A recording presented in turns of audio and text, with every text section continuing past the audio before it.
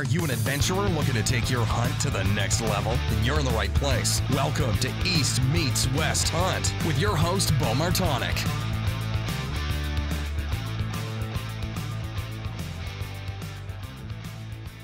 All right, we're live. Bill Thompson, welcome back to the podcast. How are you, buddy? Good, buddy. How are you? I'm good. It's funny, we've been trying to get this linked up in person for a better part of a month now, and it just hasn't lined up. And we've been on a bunch of other meetings and talk. Seems like almost daily, but to get the podcast lined up is always difficult. Yeah, at least daily we've been talking, I would say, Yeah. if not more. So yeah, we just haven't been able to do it this way. I'm like, when you talked about podcasting, I go, what the heck am I going to tell Beau that he doesn't know? Well, it's funny because I was with you. We'll get into the stories about your season this year, but when we were at camp and doing that, and it's like it's really hard for me to want to like pull from the vibe of like everybody being around a successful day of hunting and stuff to like, all right, let's go put the mics on and sit down and do a podcast. Like I don't want to ruin that experience and understanding of it. So it's hard like in deer camps and things to make it happen, although it's always a little bit better in person. Yeah, absolutely. I couldn't agree more. And yeah, I mean, we had the time that we did have in deer camp also was awesome. It was a freaking great time this year. It was awesome. Yeah. Oh, most definitely. And, so I'm pretty sure anyone that's listening knows, but if they don't, Bill is founder and CEO of Spartan Forge, which you've heard me talk about probably enough times to make your ears bleed. But Bill's been on the podcast a bunch of different times here. And what I think is awesome about Bill is he's not only intelligent with being able to build this app and anything that he's tried to build with it to just like be able to do that in a way that someone that has the tech side of it can do, but also from the hunting side and being an avid hunter. And even as crazy as your schedule was this fall, you seem to get out hunting or at least make the most of your time, which is kind of what you designed the app to do. Yeah, absolutely. I mean, some of the spots that I was hunting, one of them was near a spot that I'd been before, the first buck that I killed. But definitely using I use the property annotation, getting access. I use the Lidar stuff. So yeah, absolutely. I was able to, piece things together from afar, then kind of optimize my ability to move in and, for me, have a great season. Yeah, no, most definitely. And and I know in even the past few years, you struggled to get out as much as you would have liked with building this app and working and traveling and flying all over and all these different things and a family and this year too. I mean, you moved houses during hunting season, which actually kind of led to the first success that you had.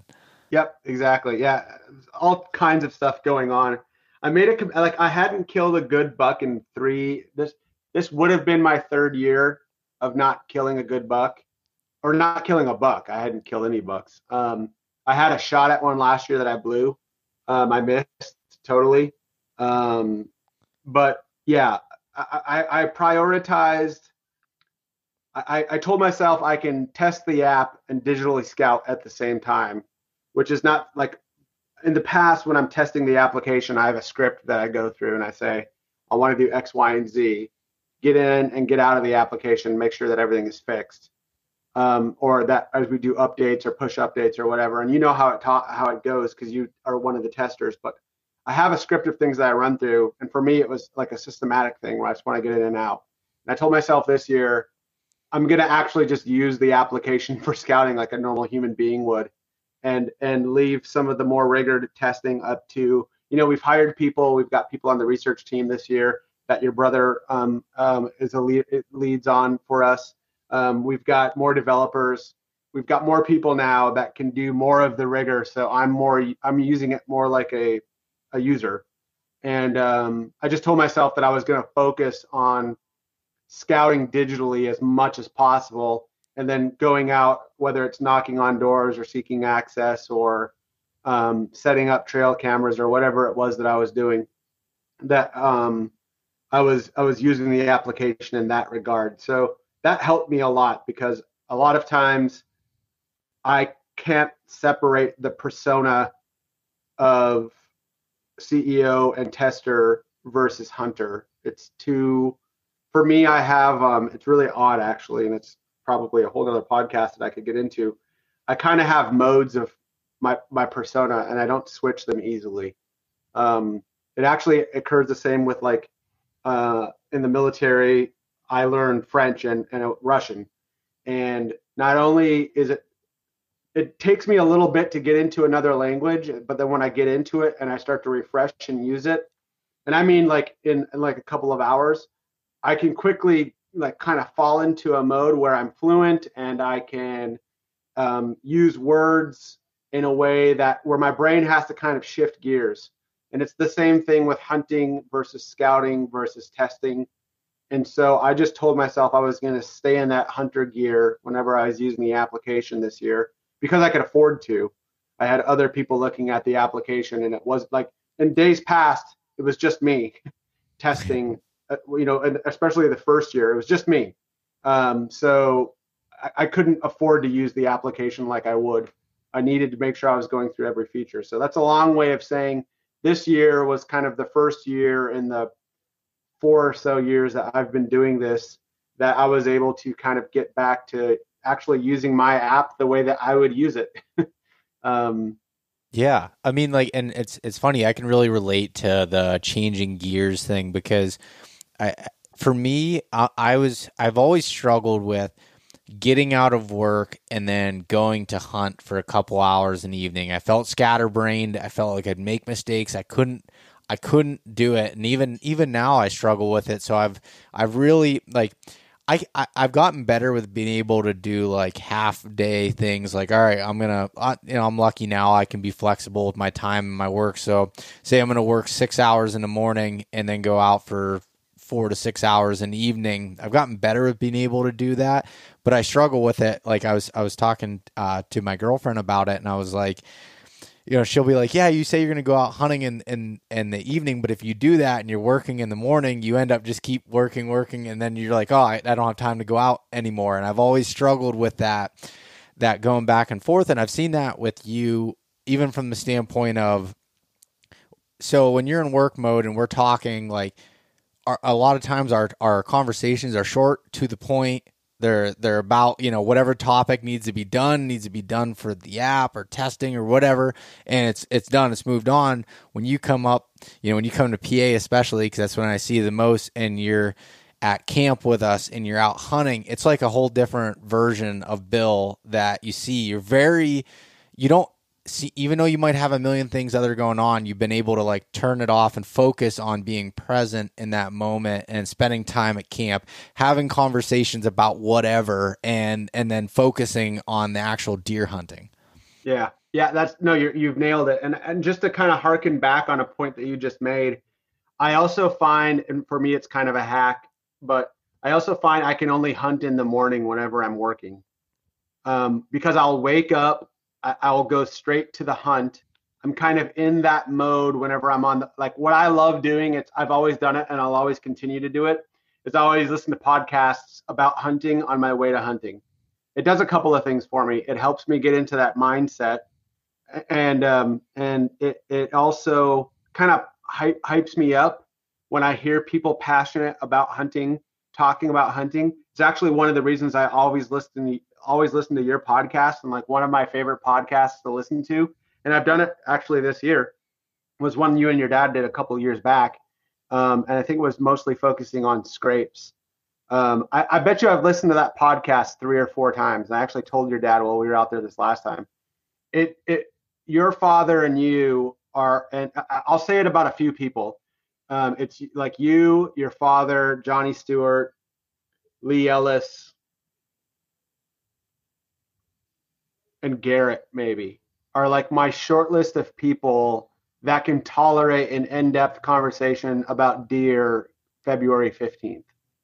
Yeah. Like I'll go 4 hours with Garrett about something.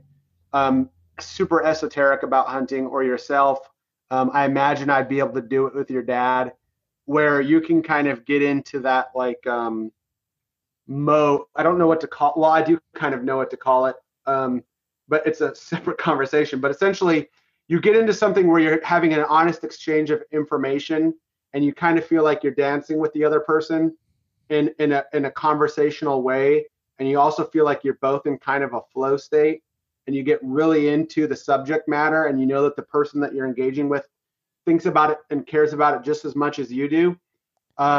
I can do that with that list of people about hunting anytime of the year. Whereas a lot of my buddies, especially guys I used to hunt public with back in the day, I had a group of guys that I hunted with. Like come February, they're like, dude, I'm done talking about hunting. Like anything about hunting right now, like anything but hunting. And that group, I can continually get into hunting. So the reason I bring that up is whenever I'm driving into my spots, I kind of help myself psych myself up and get into that flow state, and I'm thinking about hunting or if something might shine to me. So I listen to those podcasts in the morning, and I find it's a lot easier for me to stay focused on the hunt and to be thinking about the hunt. And I work really hard to be present while I'm hunting and actually enjoying it. And I constantly remind myself that I'm doing what I want to be doing when I'm hunting, because sometimes you can forget that and then you lose the focus, or you start getting distracted, or you start scrolling through Instagram, or I start working through emails or something like that. One of the things I've been super successful with when I'm hunting is dispatching with that. And it all starts with me with listening to a podcast in the morning, switching into that gear, and then getting on stand, hyped up and excited to be there. And that's kind of my process for that. And that all goes back to put a bow on what we're kind of talking about is getting into that gear in the morning, staying in that gear while I'm hunting. And then also, like, I'm done at 9:30. If I kill, I'm tracking in the sunlight. I put it in the back of the truck. I'm back home by 11, as long as everything goes well. And then I can work till 8, and I can still do 7 or 8 hours, and then shift into Spartan Forge mode. And to me, like, I'm gonna do it. I want to do it tomorrow morning. I'm gonna go hunt tomorrow morning. I want to go kill a doe. I'm in Virginia. There's a big buck that I've been after, and that I still would have had some opportunities on. I need to kill a doe first, so I'm gonna get out in the morning and try to go kill this doe, and then get after this other buck.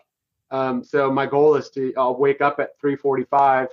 I want to be in the stand by 6 a.m. I like to, at this spot, I need to be in there at least an hour before sunup. And I could kill 2 or 3 does there in the morning, hopefully at least one. And that's kind of the process. And then I can be at my desk by 10 a.m. and still work a full day. Yeah. No, that's awesome. And I like the way that you've compartmentalized that and like figured that out that works for you. And it's funny because I feel like that's something I need to do when I'm doing these part day thing as far as doing the mornings, because it's the same way. Once you commit to setting your alarm and waking up, you got your bags packed the night before, you have any of your snacks in the fridge, whatever you need, everything's ready to go. You go out, you do your thing, and then you come back and do it. And it's the podcast thing is funny because I'll listen to podcasts, hunting podcasts on the way to hunting. And then on days when I'm working in the morning, I listen to business related podcasts while I'm cooking breakfast or drinking coffee or doing, because that's what I'm doing for the day. And it kind of like gets you almost like motivated or focused on that task. And that's super interesting.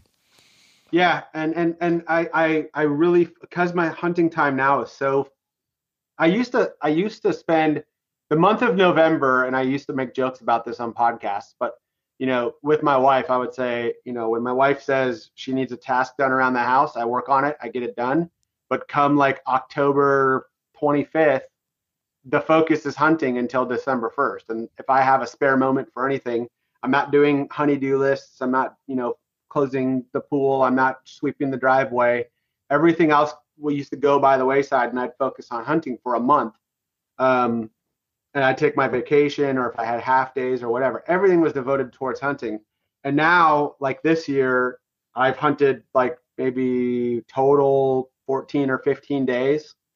And I really work hard on not overlooking the the privilege it is to hunt and to really work hard on being present while I'm hunting and not to get distracted, because it's so easy to get distracted. And I try to do that in every aspect of I'm trying to do that in every aspect of my life, is to make sure, I'm very present in things, especially my little ones are all growing up, and I'm going to have an 18-year-old daughter here next year. And so my time there is limited. So I'm really working hard to be present in all of these moments. And that means, I turn the phone off at night at 7, dinner at the table. But then also, because hunting is so important to me, I don't check the phone unless I have to. I turn off alerts. I go on silent mode. I do all of that stuff because it's just a privilege. It's all a privilege. Everything that we're doing, like the lives that we have even right now, where we're able to think about and talk about hunting all of the time, and then go out and hunt. And then how are we going to improve the product? And how are we going to test things, and how are we going to do things, and then be able to go out and hunt and do that? I think for a lot of people is a dream come true. And I think we do everyone in the industry a disservice when we don't recognize that and work hard to treat the opportunity like it could be gone at any time. Yeah, no, I don't disagree with that whatsoever. And so with that being said, this year, trying to make the most of your time that you had and focusing on the hunt.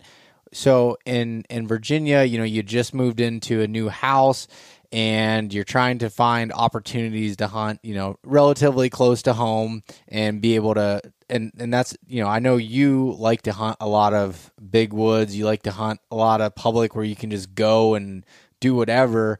But sometimes you can't always do that depending on what your situation is. And you were in a situation where you had to make the most of some small properties and some things close to home. So explain a little bit about that and what that process looked like. Well, I had access on a property years back that I really didn't take advantage of like I should have. It was a friend of mine's property in the area, and the kind of like you said, that land, it never really beckoned to me. It didn't, like hunting urban properties. I mean, don't get me wrong, it's awesome and you can kill amazing deer on urban properties. But you said it before, and I really do like going and getting lost. And I love hunting spots that I've either only been in hunting season, or I might only sit there 3 times in a year, and it's really out there in the middle of nowhere, and there's some exploring that has to get done. I really love that aspect of it. And there's something about that will always attract me to big open land, public land, timber, mountain hunting, where you're going to some place that you might only go to a few times in your life.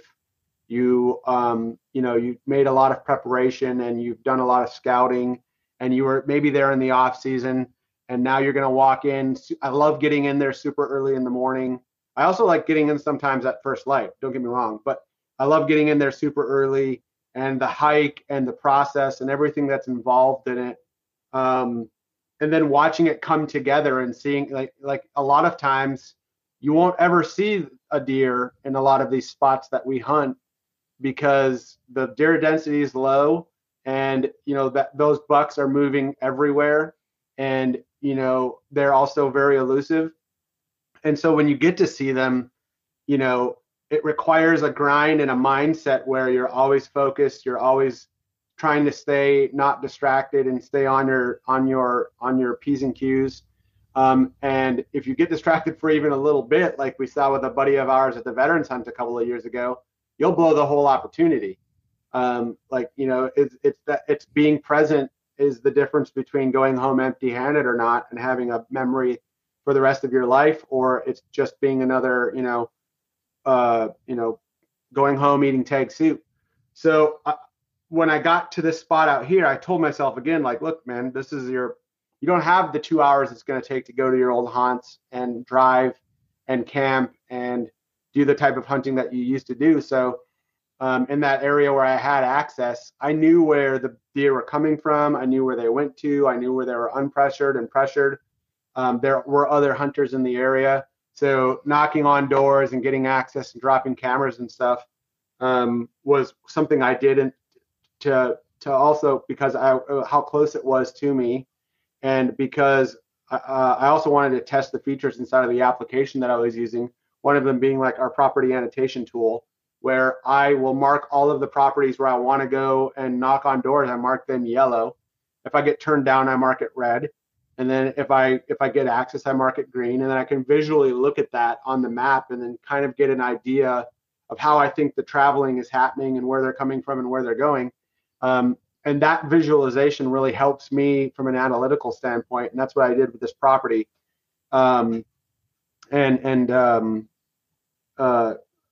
Essentially the morning that it all came together, and I don't know if you want to go into the story or not, or how you want to handle it, but I had gotten in to the spot where I knew deer were going to be coming from just with my headlamp. It was like there was like a river and then a crossing, and the deer would stage over there and then move through, and they were pretty reliable. Well, that morning that they were coming in, I was walking in and I saw with my headlamp, I could see all the eyeballs, and I was like, oh man, this sucks. Like, I'm not going to be able to do anything. Well, I knew that there was a large scrape that was kind of to my west, where I had access. And there was, I remembered there being like a deadfall, because I actually thought about hanging a tree, and getting up. One of the things I'm looking at when I'm looking at tree stands is not only am I in the right wind for the tree stand, but am I in the right wind for my direction to the tree stand, so that the deer aren't winding my trail whenever they're coming in or wherever so I like to go where there are trees growing out of like blowdowns, because the traffic, the opportunity for traffic, there can be less of an opportunity for traffic. So I remember that there was a blowdown there, so I decided to just go on the ground. I knew that that scrape was there, but I also knew that there were a ton of deer over there.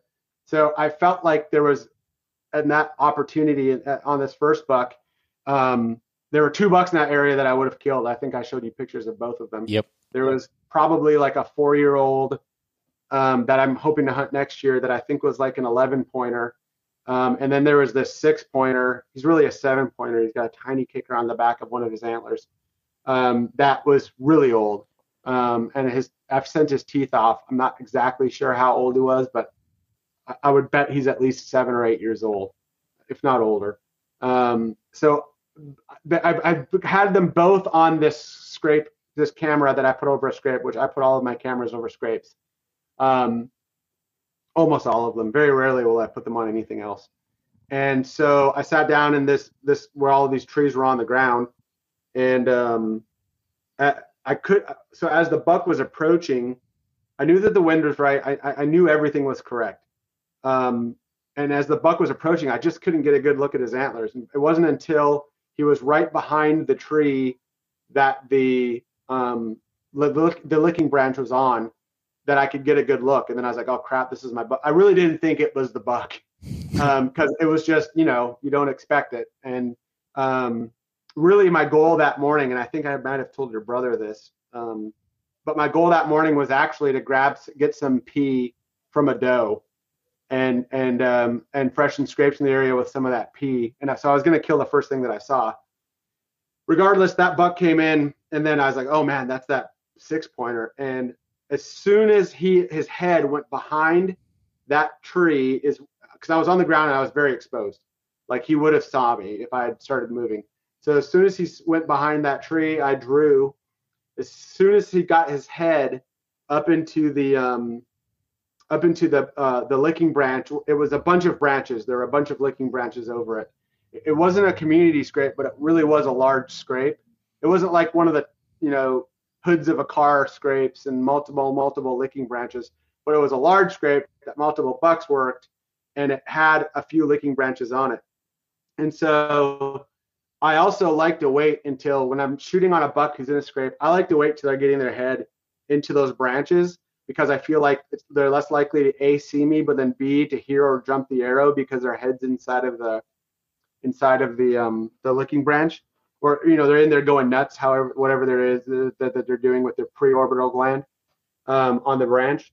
So I shot, and as soon as I loosed the arrow, I couldn't really quite see it clear, even though everything was totally clear, I just didn't see an arrow, and I shot him, and I was like, did I just, like, the buck just kind of moved, and I'm like, did I shoot this buck?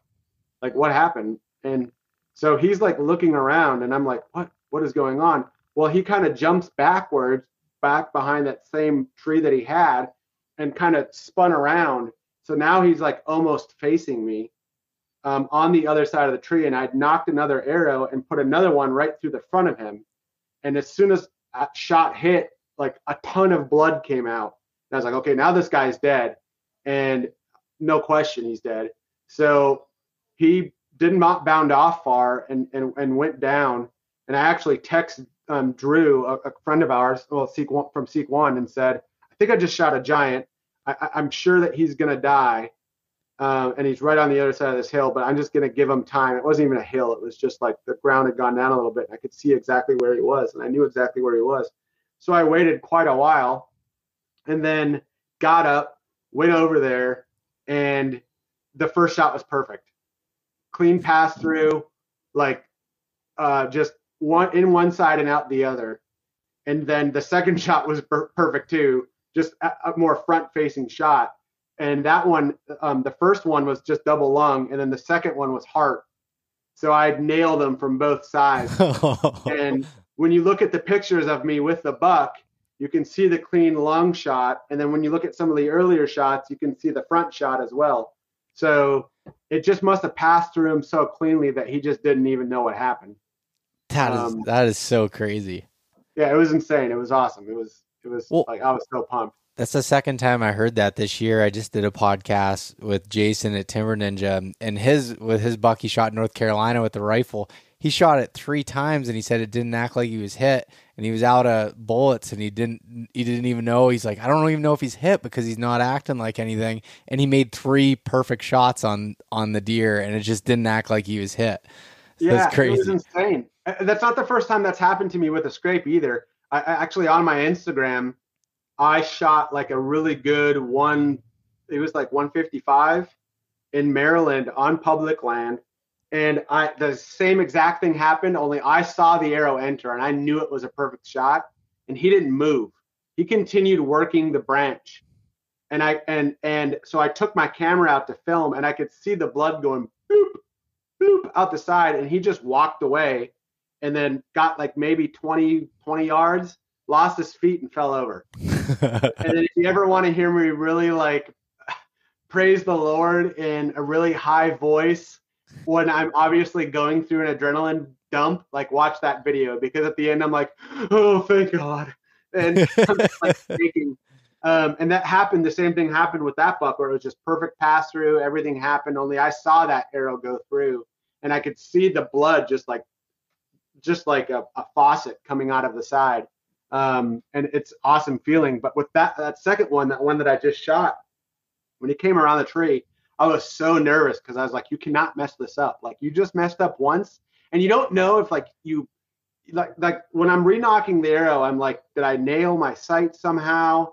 Did I do something? Did I not knock the arrow correctly? Is something going on with my fall away? Like, all of that's going through your mind. So you're trying to look at everything while you're trying to get an arrow ready. And then you're like, now it's time to forget about everything and focus on trigger pull and get the second shot delivered. And so I really adrenaline dropped after that second one because, all of this stuff was happening. And he's looking around the tree, like looking directly at my area, at my direction. And so it was awesome. I mean, I'm a super old buck. Just everything about that was awesome. Oh, that deer is so cool.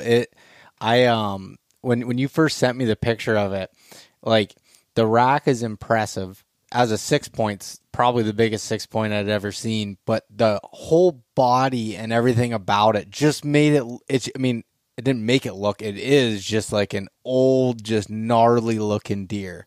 Super cool. I have it on my other screen right now. I'm looking at it, and such a cool deer.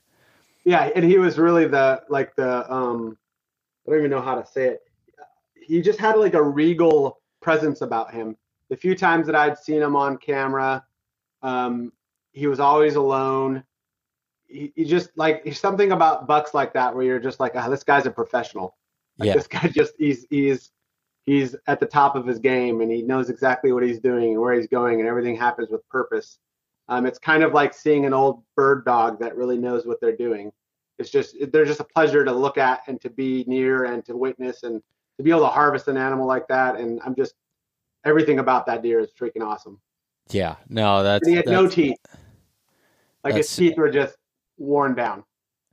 No, that's super cool. And just like, I don't know. Looking at that buck, it's just one of those deer that to me, I dream of. Like, you think of a 6-point and you're like, what do you mean you dream of a 6-point? It's like, you see this deer, which I'll have photos and stuff that go along with this podcast, but it's just such a cool animal. And I love those super old, gnarly deer. Like, there's just something that can't be replaced with that, which kind of seemed to be the trend of your season, to be honest. Yeah, it really was. I mean, again, like I live for the really old. If you tell me, and I think I actually had this conversation with you, I think we had this conversation just a little while ago. But if you ask me, like, would you rather have a 140-inch 4-year-old, with all of the, trappings of a large antlered deer, or do you want like a 120-inch 6-point 8-year-old? It's like, I'm taking the 8-year-old 9 times out of 10. There's just something about that where I think we're masochists, you and I, and guys like us, where we, like for me, the adrenaline and the drop and the planning and the effort and the pain that you go through makes the hunt more enjoyable, and it makes it like you're making a difficult thing already difficult. That's already difficult. I'm sorry, you're making it more difficult. And there's something about that chase. It's actually chase. The word chase in French is chasse. I'm sorry, the word hunt in French is chasse. It's the chase. It's where we get the word chase. So there's something about that in hunting where when you can do that and you can stack the odds against yourself, it's just it's awesome. I mean, I used to primitive bow hunt too, and I think I showed you the buck that got me off of primitive archery. Yeah, you did. And that buck was, I don't know, what would you guess he would have scored? I'm not even sure off the top of my head. I would guess he was 170 if he had 1 inch. Yeah, that's exactly what I would have put him at. Yeah, 170, 175. I took a shot at him with a primitive bow, again over a scrape. He bounded off to like 38 yards or something like that and stood there for the better part of 15 minutes. And with a compound, I would have been able to make the second shot. If I'd somehow missed that first shot, which I never would have missed not never. Certainly I could have missed with a compound. But the second shot, while he's sitting there, I could gather myself and my senses and deliver that second arrow at 38 yards. Pretty much no problem. But with that primitive bow in my hand, I just had to sit there while he looked around and tried to piece together exactly what had happened. And that's the last time I shot a primitive bow. Yeah, that's one of the reasons why I don't want to get into that, because I don't know if I can deal with that as good as some of the guys that, hats off to anybody that does it, because you've got to like doing that and that style of hunting more than you like actually being able to be successful. Yeah, exactly. I mean, I had built that bow. Like, that bow was a bow that I had built. So, and when I meant like a primitive archery bow, I meant it. Like, that was an Osage bow that I had carved down. I had taken the sinew from a doe that I'd killed on my mother's farm, and I put that sinew together from those straps. I had made glue by I don't know if people know this or not, but you can actually take the buckskin, or you can take, even if you go and get like rawhide, you can boil it down, and then when you boil it, you distill it, and you can extract glue out of the rawhide. And then you take the back straps from a deer, the silver skin, and then you slice it. And from a deer, you can get a bow string. And then you work that glue into the string once you've put it together. And then that was the bow that I was using. Oh, So wow. Is and that's that not was the just one because behind you, is it? no, this is one that I got from Ted Nugent.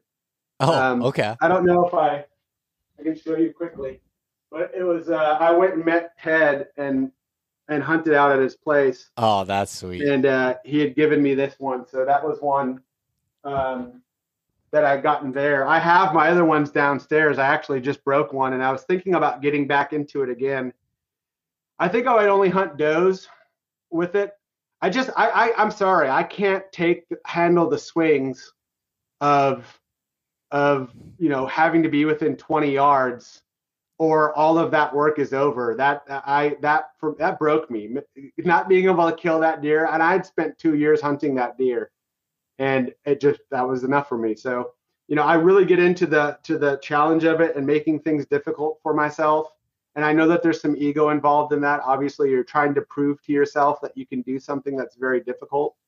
And yeah, I fully admit that is an aspect of it, and that is what it is. And if people don't like that, that's fine. Um, but that is the reality of what motivates me, is making things difficult for myself, and that continues to call me to hunting. So that's what I continue to do. Yeah, and speaking of that, after you were in Virginia there, and you were planning on taking some time off and like actually going to, come to Pennsylvania, which you'd been doing now for what, 3 years? That was my third. This was my third year up here. Yep, yep. Yeah, so third year of coming to hunt the big woods in Pennsylvania, and you've been putting time in and learning and scouting and doing all these things, and like super focused on being able to do that. So talk a little bit about that experience for you, and what you kind of learned, and then kind of how that translated into this year. That's a big question. I mean, Yeah, it is. it is, because there's just so much there to unpack. I guess the first thing is, I had hunted mountain country in Maryland, and hunting that mountain country in Maryland had gotten me to Western Maryland had gotten me, I would say, kind of unmoored from the idea that I should be seeing deer every time I go out into the woods. And this was probably when I was quite younger too, by the way. Like, I had been hunting for a few years, but I really had no concept of what I was getting into with mountain deer. And it's actually how I discovered your podcast. I was looking for mountain deer, input. And so what I did, I really got my teeth kicked in the first couple of years I had hunted up there. And then I started looking into, like, modeling deer behavior and GPS movement, and inevitably what came out of that was Spartan Forge.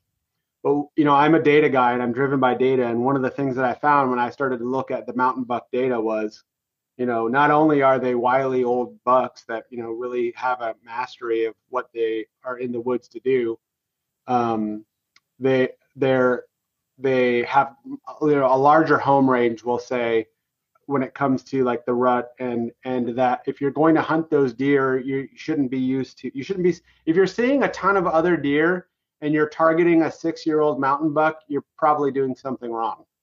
Like, if you're seeing tons of 2-year-old bucks and tons of does, you're probably getting winded by that buck that you're hunting, and he probably knows you're there. If you're seeing a ton of other deer, in most situations, not in all situations. So and then fast forward with Spartan, and I say all of that because I'm trying to set up my Pennsylvania experience.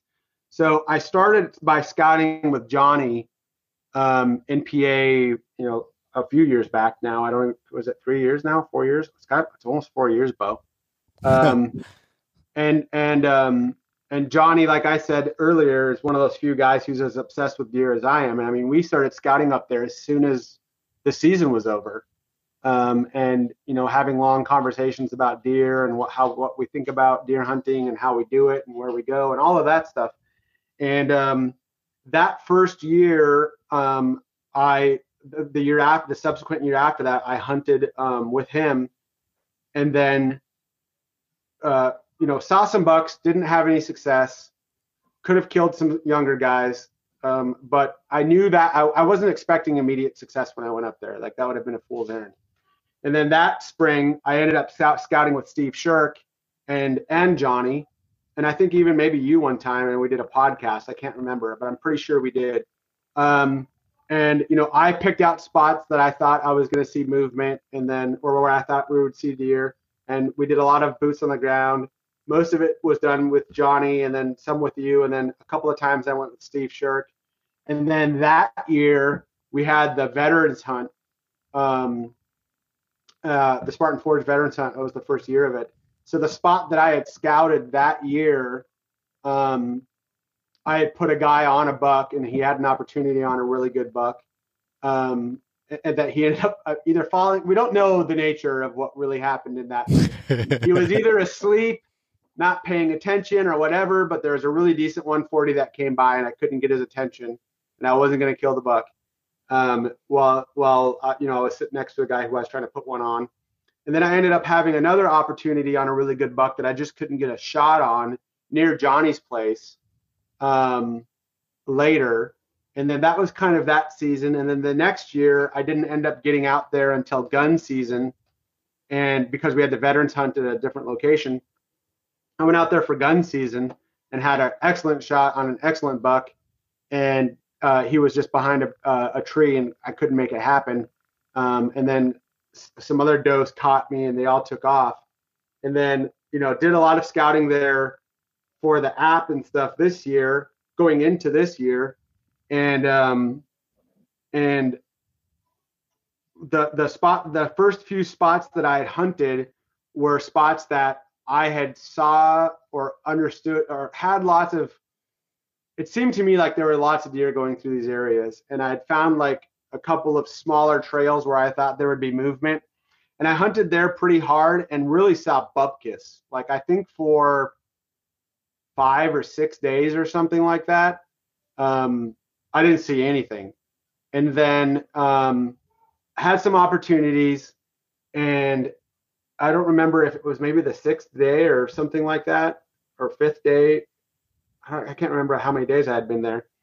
But Steve had said, "Hey, I've got a spot that we had scouted a few years back.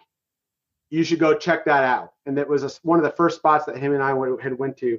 And I believe I went there and hunted, or I hunted near it, or something along those lines. Again, was not seeing anything, and I was like, "Man, I'm just having a bad year." But I was committed to, and the reason I told that story about Maryland earlier was, and I say this to everybody who wants to hunt mountain country, like you're not going to see the buck until you see the buck. And that could mean 7 or 8 days. Yeah. And that's the time that I was getting into. And then Steve had said to me, he had said, there's another mountain over or another area over, like go into this area.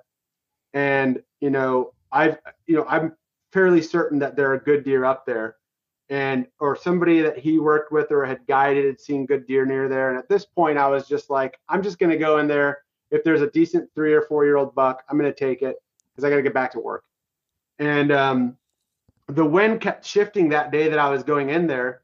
So I ended up walking, like where he was sending me was probably 3/4 of a mile from where I ended up wanting to walk in from, because the way that the wind was, like I started up the hill the way that he had said to go up the hill, and the wind kept switching on me. So I was like, this isn't going to work, because, with the thermals dropping and the way that the wind was being pushed over, there was just no way to get into that spot.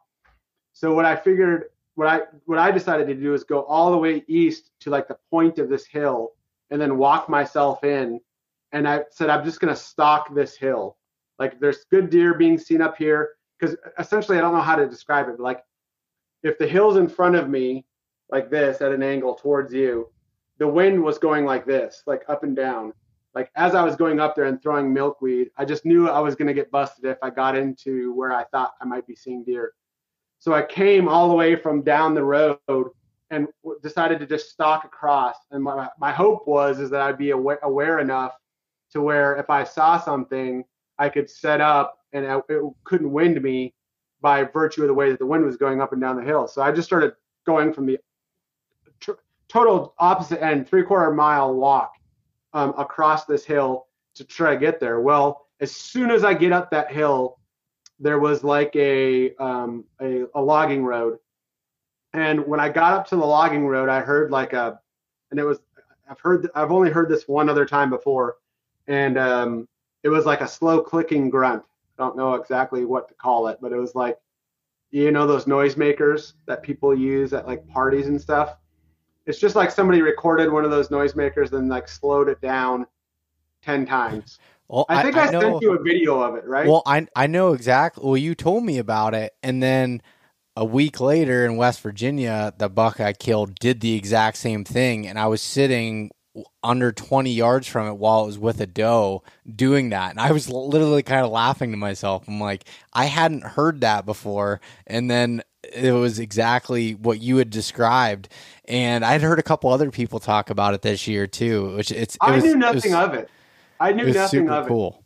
Yeah, and it was such a cool noise. It just sounded like take the grunt of a buck and slow it down and just make it a click every once in a while. I don't know how else to make the vocalization, but it's like a slow noisemaker. It's the only way I can say it. And if somebody knows, please DM me or message me, because if someone knows what that is called, because it is a grunt, I suppose. But anyway, it was loud, and that was the first thing I heard. And I was like, what the heck is this? And then I'm on the logging trail, looking up and looking down. So what I was doing was zigzagging across this logging trail, looking up, watching for a while, looking down, watching for a while, looking up, watching for a while, looking down, watching for a while, just trying to see movement. And I heard this buck, and it was pushing a doe that looked very young. And this is like November 6th. 6th? Was it the 6th? Yeah. So I'd been there 7 days. I got there on the 30th. So I saw him pushing this very young doe. It looked to me like I don't know. It couldn't have been more than 18 months old. There's just no way. I don't think so. And he was pushing her all over the place, and he was making that grunting noise, and he pushed her into a drainage, and I showed you the area. You've seen this, but there was like a drainage that went right down, and when they slipped in there, they couldn't see anymore. So I literally was crawling up the road on my hands and feet, got right before that drainage, and then got over, like, how there's a growth by the roads, usually where they mow and stuff, or when they're freshly taking stuff out. I got over that, which was full of all kinds of garbage, and then started to make my movement up. Well, he had popped out again with her, and she had gotten out. He got in front of her and moved her down back into the drainage again. And I just was crawling hands and feet. I mean, I still had my pack on my back. I had my stand on my back. My bow is in my hand, and I'm just going up the hill like as slow as can be. And I watched, all of a sudden, out of nowhere, this doe blows right past me, and she's just like taking off. And I'm like, oh crap! Like, how is it possible that they caught my wind? And I'm like, no, there's just no way, because the way that the wind was going, and I was throwing milkweed the entire time because I was so afraid of getting busted because of how unpredictable the wind was. And she blew right past me. And then I looked, and I could see him, and I actually filmed it. He was like in this like cut, looking around like, where did she just go, kind of thing. And so I pop up and just hang my bow on like a broken branch, and I'm behind like a massive old tree, and I just get my grunt call out, and I let a grunt out. And he immediately like looks over to my area, and I'm standing behind this massive tree on the ground, and I film again, and because he's probably 50 yards away or so, and then I one more, and then he kind of looks away, so I do one more like longer, slower grunt, and I'm just kind of what's the word? I don't even know what the word is, but when you're tending grunt. Yeah, no, it wasn't a tendon grunt, but like when you put your hand at the end of the grunt call, and you kind of open it and close it and open it and close it. Yeah, you're nice, just controlling the pitch with the. Yeah, controlling the pitch of the grunt, right? And yeah, exactly. And so that one really got his attention, and then he pops out, and I ranged the tree that I thought he was going to pop out in front of, and it was like, was it 30? I think it was 33 or 38 yards. I can't remember off the top of my head what it was. But I said, as soon as he gets in front of this tree, like that's going to be your chance, because it was pretty thick up there. Yeah. They came right out of this cut, like it was really, really thick out of the cut. And sure enough, he came out, and I shot, and it was a little high on the lungs, but not. It was still a kill shot, and it actually, the arrow went through and stuck into the other side of the drainage. Like, so I could see it on the other side of the drainage, just coated with blood. And I was like, it's a good shot. This has got to be good. And I had, had some other experiences, I'll say it this way, that had informed, being patient when it comes to tracking a deer. So I said, I'm not going to rush. I'm going to sit down on the ground and just sit here for an hour. And I'm not even going to try to find blood. I'm not going to do anything. So I literally, and I don't know, people might make fun of me or whatever, I don't care. I sat down and like watched a podcast for 45 minutes and said, I'm not going to stand up till this podcast is over and start looking for this deer. Like, anywhere it went, maybe it could see me, maybe it was still looking at the area, maybe the shot wasn't as good as I thought it was. I was just going to give this thing time, and then if I pick up good blood, I'm going to go and track. Well, the deer, I waited an hour, got up, found the arrow, started tracking, and the buck had kind of went up and over the mountain, like towards the other side. And I towards the end, I started to lose blood, and I was like getting really upset. And I was like, oh my goodness, what is going on here? And I was finding just little drops of blood. Like it went from good blood to little drops of blood to where I'm like, oh, I have to call a dog. What am I going to do? I don't want to do this. I'm up on the top of a mountain, like a mile and a quarter away from my truck. I just, the whole thing was deflating me, and I was just like, oh, this is gonna be awful because I'm not finding blood. And then I just looked forward and found good blood again. I get to the good blood. I get to the point where I'm back on my like hands and knees searching to see where this went. And then I stand up and look, and then I see him laying on the ground. I'm like, oh, thank God. Just like throw my hands in the air, like just super happy, thanking the Lord. And I probably should have packed that buck out, but I was like, it's all downhill. It's going to be, I got to get it over the hill, which wasn't so bad. And then I'll get it down the hill. And I was like, I don't care. I'm so excited right now. I'm so happy. The buck had like a gnarly rack. He was super old. Steve had not ever seen, had he seen, I believe he knew of that buck. I think he had said he thought it was somewhere totally different, or he didn't think it was going to be in that area. Of course, I wasn't hunting anywhere near where he had said to go and hunt. Yeah. I'd started in off of this point, so I was kind of far away where he had thought I should go and look. Because like I had said, I'd been hunting other spots for days that were coming up empty. So I don't know if he was living around that point or if he had just followed a hot doe over there or what. But Steve had said he had been getting pictures of that buck for like 7 years or 8 years or something like that. Yeah. That I want to say, I could be wrong, and he'll comment on the video if I'm wrong. I want to say that he is certain dollars to donuts that it's at least a 10.5-year-old deer, and it used to be like a 160.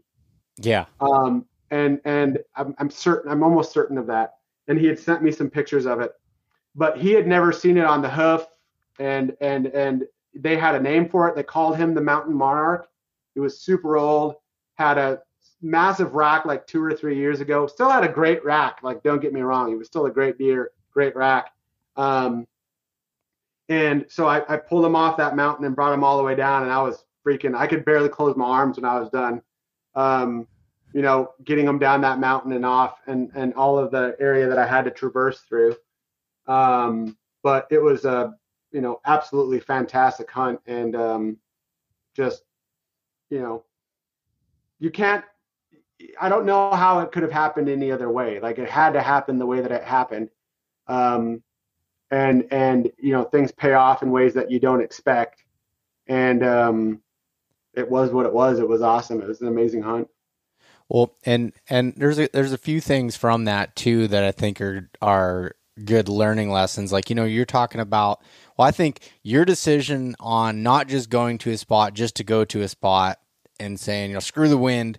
I've learned this about you based on another spot that you were hunting earlier in the week. You were showing me your route in, which was absolutely crazy for how long it was. I mean, it was already a long walk, and then you were adding an additional 1.5 miles to the already literal 2-mile plus hike in to get there because of the way the wind was and the way the thermals were and how particular you were with that access.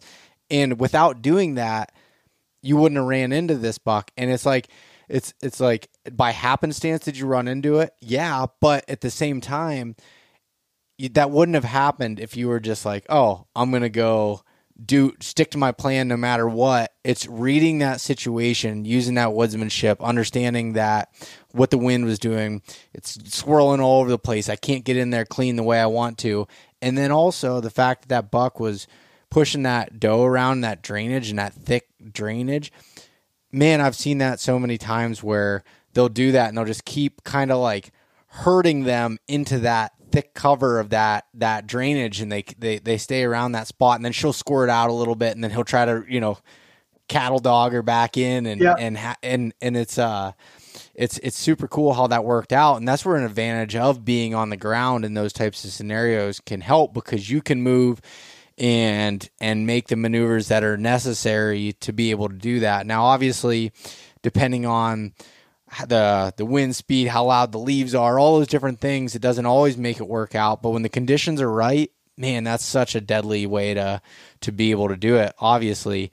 And I just remember, because it started pouring down rain did it start pouring down rain?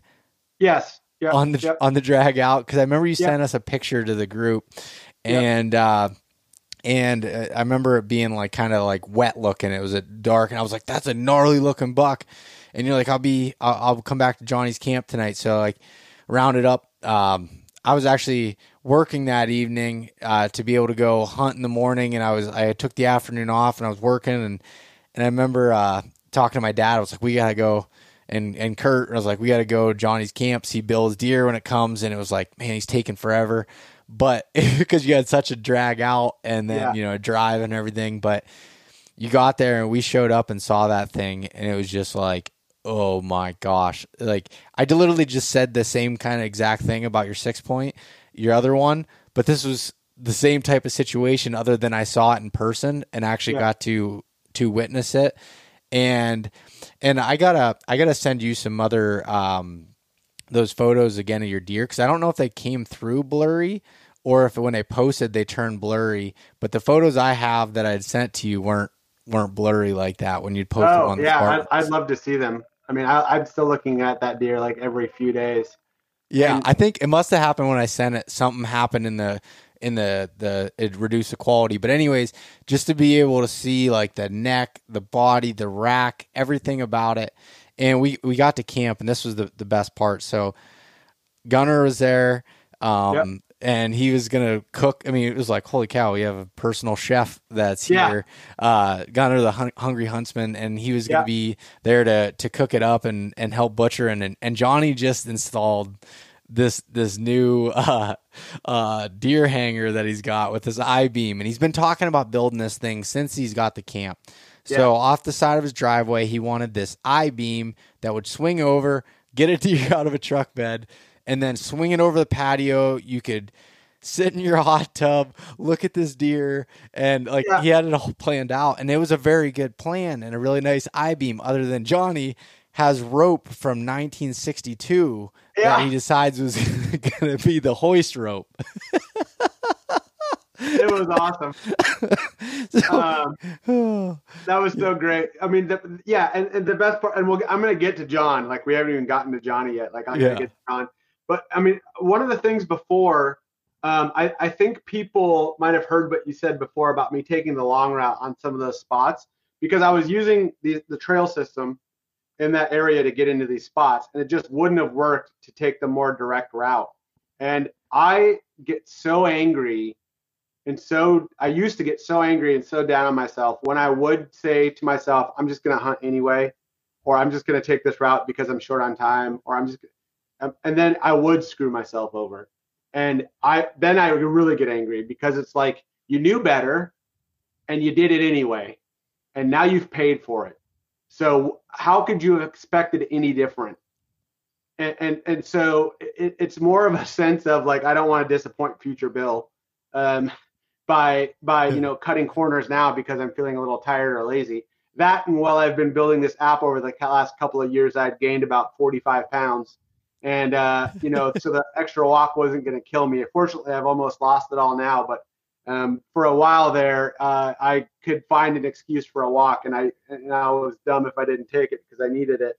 So, I mean, yeah, because really what you're doing is, and I get into this a lot, is you're really disrespecting your former self and your former self's work when you put like all of the time into scouting, all of the time into studying, the resources and the gas and the effort and the practice.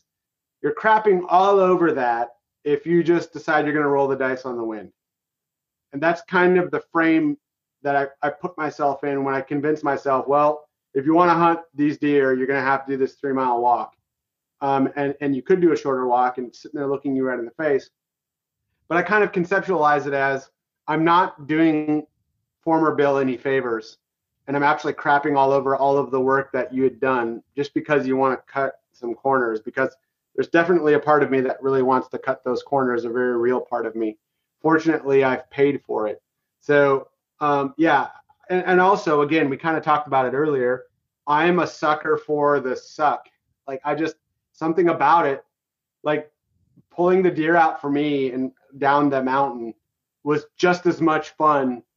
And just, like, I love it. I love the experience. I love being in it. I love being a part of it. It's one of my favorite things in the world. Obviously, it's what, everything that we do now surrounds, besides my wife and my family, everything else that I'm doing and thinking about revolves around that. And it's the optic that I see everything through. And if I was on a podcast the other night, and a guy had asked me towards the end of it, I think it was called the Just One podcast, but he basically asked me at the end, like, what advice do you have for like new hunters, or what would you tell new hunters, when it came to scouting, or like your lessons learned, or, you've been doing this for a long time, like, what is your biggest thing? And I said, essentially what I had said was, and it's kind of been a gut check for me, or at least it was a few years ago that I've gotten past, but it was, make sure that you're entering into hunting for the right reasons. Because if you're entering in, and it's not because it's a moral thing, it is a moral thing, but separately from it being a moral thing is like, do you want to look the part? Do you want to look awesome? Do you want to wear the camo? Do you want to tell the girls that this is what you do, or puff your chest out with your buddies and say, this is who I am, type of thing? Or do you really want to get out and learn the outdoors and the experience and enjoy nature and have your own meat, and that you know where it came from and how it's handled, and that you're feeding your family with it? Because if it's the former, you're going to set yourself up for failure by just trying to look the part, and you're going to make mistakes continually, and you're going to end up not wasting your money and your time and your effort. And you should just be doing something that you really want to be doing. Whereas if it's the latter, and you are there for the right reasons, and you've done that gut check, then everything else that you will need to set yourself up for success will come naturally. You'll put the extra work in. You will spend the extra time because you're there for the right reasons. You won't cut corners. You'll be self-motivated to do the right thing, because it's all coming from a genuine place where you're trying to be the best version of yourself while you're a hunter, I guess is the best way to put it. Yep. And if that's the reason why you get into it, you'll be guaranteed success, because success just means learning and putting meat on the table. And like, as long as you're applying yourself, you'll be able to do those things, and you'll be able to do it for the right reason. And when the chips are down and the going gets tough and you're on your 7th day of not seeing anything, you'll say to yourself, why am I getting out of bed this morning? Why am I going to go and do this again? Why am I beating my head against the wall? And if you're doing it for the right reason, it makes it all a lot easier. Whereas if you're doing it for your ego or your self-image that you think you have about yourself, you're going to sleep in and you're going to cut corners and you're not going to scout when you should be. And so a lot of people, and I'm not saying this is a ubiquitous thing, but you'll see a lot of people who will get into it for the wrong reasons. And you'll see, I'll recognize them because I made the same mistakes in different aspects of my life, but also in hunting, where they'll start asking the wrong types of questions or doing the wrong types of things because for them it's more about living up to who they think they are or should be, or at least what they want to present themselves as to the world. And that gets you into ethical quandaries. It gets you into moral quandaries. It makes you do things you wouldn't normally do. It makes you act in ways. It makes people break the law or poach or whatever it is. They're doing it because they're trying to live up to a construct of themselves that they've fabricated in their mind. And it's allowed them to cut the corners that will A, make you unsuccessful, but if B, you become successful because you've cut the corners, you've now devalued yourself and everyone around you, and you've put your integrity on the line. So this is not me, again, like, I hope people don't listen to what I just said and think Bill Thompson thinks he's better than people in the hunting industry or other people. It's no, I've just done a gut check on what my reasoning is for why I'm here. And I've concluded that I'm trying to live up and be in this game for the right reasons. And I think if people do that, it will make the choice between taking the short walk and chancing the wind or the long walk and guaranteeing that you've done and isolated every variable that you can, so that now it's just on whether or not the animal is going to show up. Like, you've done everything else. You've scouted, you've gotten into shape, you know your gear, you've shot your arrows, you can get your tree up, you can get up the tree stand in the dark. You can do all of that stuff, and you've accounted for all those. You've accounted for all of the variables, and now it's just going to come down to, is the deer going to come there? And it's not going to come down to, is the deer coming from where you didn't think it was? Are you? Is the wind not right? Did you end up getting tired and not sitting in the tree you wanted to because you did take the long way and then you quit halfway? It's all of that for me. And again, this isn't me coming, and I'm going to say it the last time, and I'll shut up about it. I'm not coming at this from a moral place. I'm coming at this from honor your own work and honor the reasons why you're doing what you're doing. And that will inform everything else you do. And I hope that makes sense. I hope I'm not losing you. Well, no, and Bill, I mean, I think one other thing that I can pull from that, as far as like the reasoning, depending on what your reason is for new hunters, like coming into it. So motivation can only get you so far. Motivation in any aspect of your life, when you have high motivation, things are good. Like, it's easy to get out of bed and go do that thing. Yeah, when you're on day 8, 9, 10, 45, whatever it is, and to be able to do that, if you're not doing it for those right reasons and want it for the right reasons, you're not going to do it. And that's the nature of it. And that's what separates those different types of people. And also, to really give even more credit to what you're talking about with your hike in, I can think of two examples personally that I've dealt with where I can remember telling myself to not take the shortcut and do something different. 2021, I killed that buck opening day. I had a half a mile walk into a tree, the normal spot I'd go, or I had a 2-mile walk that I had to go through this creek bottom and keep my thermals pulling down and being where I didn't think I thought the deer was going to be up in the cut and come down and across this valley. And it's opening day. I'm like, never killed anything on opening day before. Do I really need to go through all these extra steps, hike in that early, be in the tree at least an hour before daylight, do all those things? And I remember being like, and I learned this from elk hunting the day I killed my first elk, when I had to hike 2,100 feet up in elevation, get up there in the morning. It was like, if I do this right, I may only have to do this once. And so, but taking those steps to do that, I killed that buck that day, and I still haven't told the West Virginia story on here yet. And I'm not going to go into a ton of detail, but the odds of my stock working out were as close to zero as you could possibly be with this deer bedded in the wide open. And I told myself that when I started, I was like, I'm going to have to crawl and only move when the wind blows. And Yeah. I'm already out of food, out of water, out of coffee. I was just like, you know, I was in a place where all I wanted to do is go back to my pack and get some snacks and, kind of restart. And I'm like, no, if I do this completely right and I pay attention to everything, then there's a chance that it could work out. And, and it ended up doing that. But I can think of scenarios where just here in gun season where Beau wasn't thinking the best way, where I spent 4 hours of still hunting and focusing and going through, and I snuck up on a couple of small bucks, like within 20 yards of my gun. And I'm like, man, I feel like I'm on top of the world. And then I knew I had to be back for the afternoon to go work on some stuff. And I had a call at like 3:00 and it was like 2 already. And I'm like, holy cow. And I'm like, all right, once I get to the edge of this thick spot here, it's going to be open woods, and I'll just walk quickly, drop down the valley, up the other side of the truck. Not thinking there's this last point here that I should really creep around and make sure nothing's bedded around it or whatever.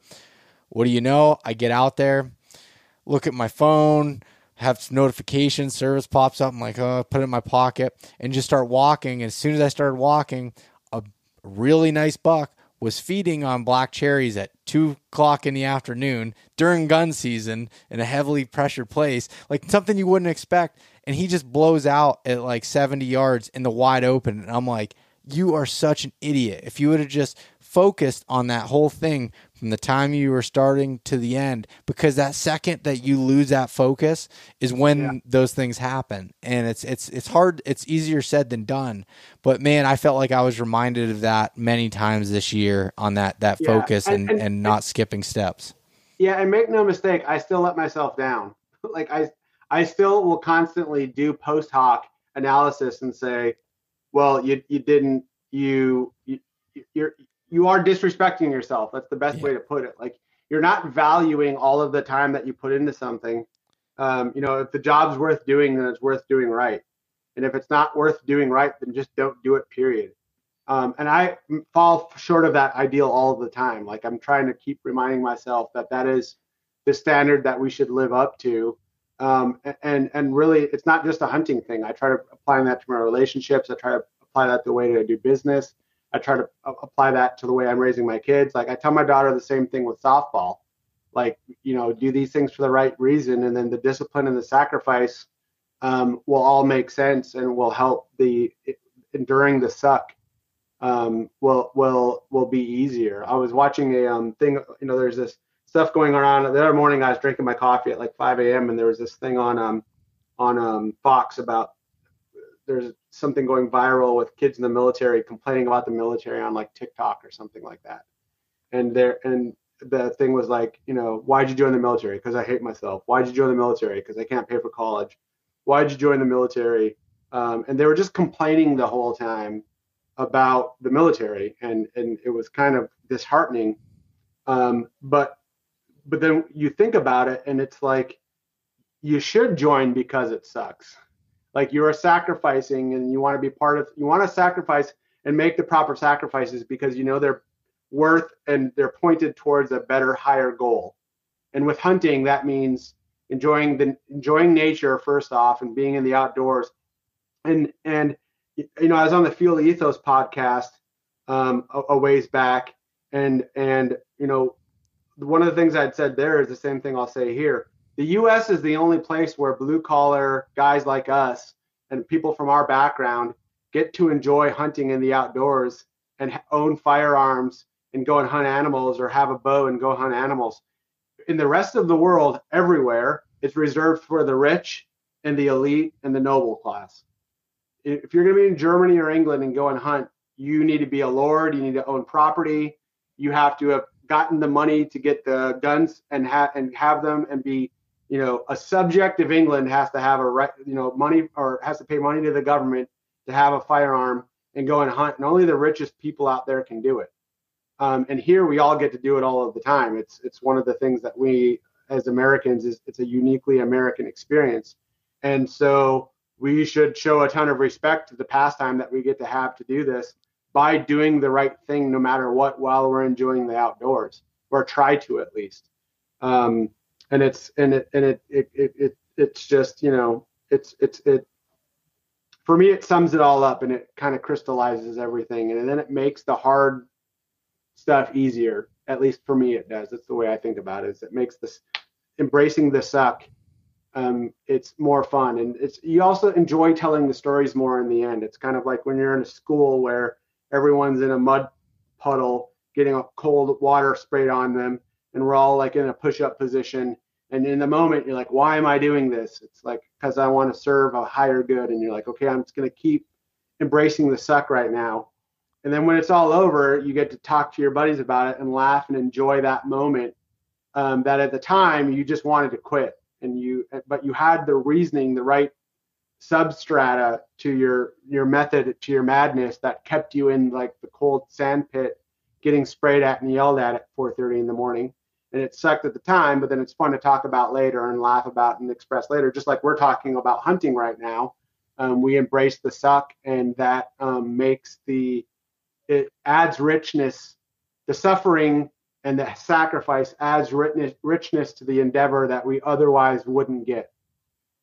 Yeah, no, man, I don't think I could have explained that any better. I like the reflection on it too, and I think we can all take that for granted a lot of times. Seeing other countries don't have those experiences, or even people within our own country that don't have the opportunities or weren't raised that way to be able to have these opportunities and to go out and do that. And that's a really, really good perspective to be able to have on it. And I also just feel like that makes me so grateful for those experiences we get to have at camp and spending time with others that have the same passion and the same drive to be able to do that, and being, just as happy as like, man, when you called and we got to go see your deer, like I was absolutely ecstatic, as if I would have been the one that had shot that buck, and everybody else that was there was the exact same way.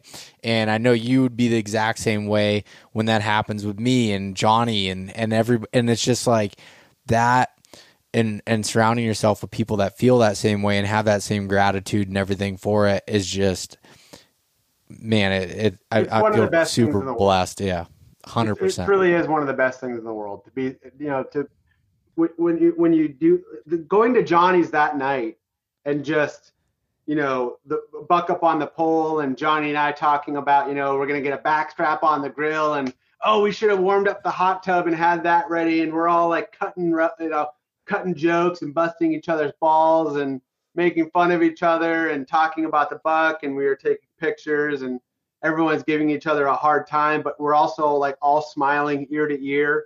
And then, having Gunner there to grill, slice it up and grill it up and throw it on the grill, and the spread that he made. I mean, that night I decided, I don't know if I told you this or not, but Gunner's going to make a digital cookbook for Spartan Forge. Like I've been making some of his recipes with the deer that I've killed this season, and I can't wait to kill more because I've eaten it all up. We're just going to offer it free probably to our users. But that night, like everyone's having a great time. Johnny and I stayed up way too late that night, even after you guys left. And then we were up the next morning at 4 o'clock. And then John and I went and hunted that next morning, and he killed that next morning. I know, and you filmed it. And I filmed it. Unbelievable. Like just back to back to back. And Johnny and I that night were like, oh, Bill, man, it's 1:30 in the morning, and oh man, we gotta get up in 3.5 hours. And we weren't drunk or anything like that, but I had lost my voice from talking. We did both back straps that night. We cooked both back straps and ate them between the six of us. I know. And that whole thing, and then it came to 4 o'clock. We will be so disappointed in ourselves if during the whitetail rut we sleep through the morning. Like it was not a choice neither of us talked about it for a second. The only thing we would do is kind of make fun of each other. We were watching Jeremiah Johnson at 1 a.m. And I was like, we're getting up in 3 hours, right? And he's like, yeah, I know we're getting up in 3 hours. I'm like, yeah, because if you try to talk me out of it, blah, blah, blah, blah, blah, and we're just talking shit. And sure enough, we got out there the next morning and got up and got into the tree. And I knew when we got into that tree and Johnny and I both were together, and I was just filming for him. I was like, dude, this is a bucky morning. Like this is a morning for bucks to be out getting after it. We are going to see a deer. And we saw a ton of deer that morning, and 2 shooters we saw that morning. And Johnny made an excellent shot, and it really ducked his arrow, but it ended up, we thought at first, like when we first saw the video, we're like, oh crap, like that buck loaded up so much. And Johnny was like, man, I think I just hit backstrap. And I was just recording on like this phone right here. And I zoomed in, and the phone's got like a really good camera. It's a Galaxy S23. I zoomed in, and I was like, dude, I think you are like the tip top highest part of the lungs. I mean, like right before you start getting into like no man's territory or the dead zone or, you know, the backstraps, whatever. Like if someone had shown me that video just off and just said, oh, here's a buck I shot high and I never found, I'd be like, makes total sense. Like that is a buck that was shot high. And then when we slowed it down and looked at it, I was like, dude, I think there's a chance that you nicked them high lungs on both. Like there's a chance. We should get down and go and look. And he's like, I don't know, Bill. And I'm like, dude, I'm looking at this right here on my phone, and I think there's a chance. So we got down, and he filmed it like we were tracking on the ground, and he didn't see it at first. And I just started going nuts, and it was like 50 yards in front of us. And it was amazing. It was amazing. It was amazing. For me, like I had to get back because my wife was going, she had colleagues in town, and she was going to be going out with colleague friends that night. And I had been gone for 10 days or 9 days. And it took everything. I didn't ask her, but I so badly wanted to be like, babe, I'm just one more night. Because all I wanted to do was fill up that hot tub and have the backstraps on the grill and be out there looking at the buck hanging from that beam, and then have you guys. That's all I wanted in the world. But I love my wife more than I love hunting. And so I just said, you know, John, I'm not going to be able to stay. There's only one thing in the world that is keeping me from staying, and it's not disappointing my wife and guaranteeing that I have future hunts to do this on. So I'm going to just pack up and leave. And he's like, oh, I get it, Bill. And I'm like, yeah, it's got to be what it is. So I hit the road and got back home, and my wife got to go and see her work colleagues. And it was an amazing, like 4-day period. I'll never forget it for as long as I live. I'll never forget it. And it was just amazing. And like you said, everyone in John's kitchen who loves, there isn't a group of people who love hunting more than that group of people. We were only short 1 or 2 guys, and you're just like in this almost moment where time stands still, and you're just reflecting upon all of the great things that allow us to do this, and then it leads to success, and you get to share it with people who care about it as much as you do. I don't know if that's recreatable in any other facet. I don't know. I haven't been able to get there in many other places besides the military. Yeah. Oh man, that's so awesome. I'll definitely, never forget those couple days. And I almost added to it that evening, the same day Johnny killed, where I ended up hitting that one in the shoulder. That's and right. I was like, holy cow, that was almost, an even more epic, a few day window, but I obviously had to bring it back down to reality, I guess. But it was just like, man, that night, like when I went there, I remember picking up my dad, and we went there and driving back. Like, man, that was pretty dang awesome to be able to see that and get to experience it, and just get to, everybody was just laughing the whole time and just talking mad shit on each other like we like to do, and it was pretty great. Yeah, it was awesome. It was great. But yeah, I did, right before we close this out here, Bill, and not to go down, any more rabbit holes here, but the one thing I want to bring up, and I brought it up in the podcast before, but the Spartan Forge back in September had a major update to the app. that come out. Blue Force Tracker, Lidar, just improved layout of things, usability, all these different features that have been added to it. But man, like, and I'd been using Lidar for a while on my test phone. I mean, almost a year ahead of when it was released. Yep. But I can't tell you, and anyone listening, you need to use Lidar more, especially in hill country, in mountain country, in big woods, anywhere really, to be like the amount, like the one of the biggest tactics that I had used was being able to look at where logging roads intersect in multiple ones of them and be able to know where that's at and be able to, without even stepping foot in there and then going in. Actually, my buddy Michael, which I think you might have met Michael before. I met Michael. Oh yeah. Yeah. He texted me the other day and he's like, holy shit. He's like, he was going to do deer drives in another part of Pennsylvania, and last weekend in rifle season, he's like, dude, I kept looking at Spartan Forge thinking there was this trail here. He's on Lidar. He's like, there's this trail.